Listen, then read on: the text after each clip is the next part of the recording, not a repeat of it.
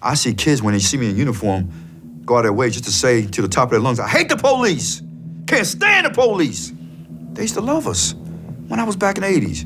What happened? You hate the police, and you gonna say it in my face? Wow, times have changed. You know, we see babies who, as soon as they see the uniform, babies, 3, 4 years old, just start crying because of what someone put in their head, maybe what they saw. Because they could have seen some things. Baltimore, like many cities across this nation, is a trauma-filled city, right? The challenge has become, and the problem is, most of its inhabitants have learned to coexist with that trauma and do it poorly. That's why you can watch even a baby, elementary school kid, somebody get shot and killed in the middle of the street. It doesn't even affect them anymore. They say, oh, that's JoJo, and keep on playing. When people hear gunshots, they duck. But as soon as the gunfire plays over, business as usual.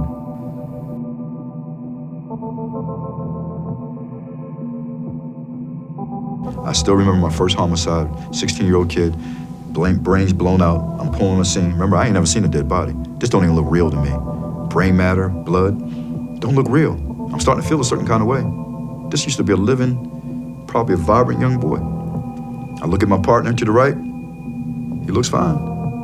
Partner to the left, he looks fine. I'm a rookie, right? Or just a few years in. If I'm gonna be a Baltimore City cop, then guess what? Mel Russell, you better get fined real quick.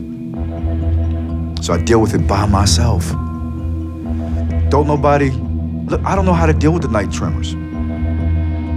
I'm dealing with this trauma poorly. And before I can digest this and move past this, if you ever move past it, I gotta go to the next trauma event, another shooting. And so I recognize that early on that we as police officers, we protect so much, we don't even take care of ourselves. We're the last people we serve.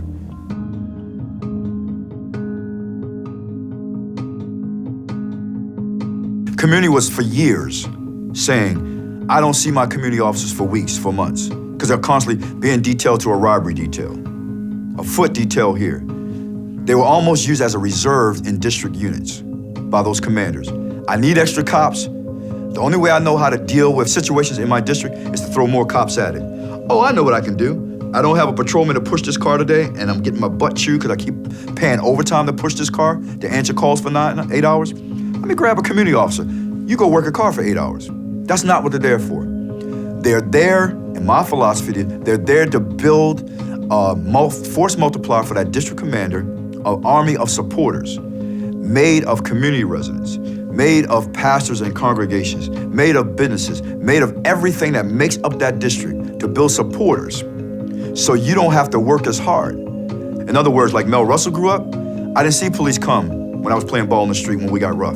Community took care of us. Loud music, I didn't see police come talking about turn your music down. Community took care of it. We shouldn't be afraid of each other. We're neighbors, for God's sake. Why are we afraid of each other? When I was a patrolman, before I even got narcotics in the 80s, early 80s, when I would patrol, I was out of my car more than I was in. I was just going calls. But between calls, I had my car parked, and I was walking through the neighborhood. I knew everybody, every business owner, every bad guy, every good guy, everybody, right? You know, I'd be walking down the street. Miss Johnson might say, hey, Mel, I got that fried chicken today. I'm like, okay. Then I get 2 blocks over something, and Miss Johnson, I got that roast beef. And I'll pick the roast beef, man, got a fried chicken to keep tomorrow, right? And so we ate in the community.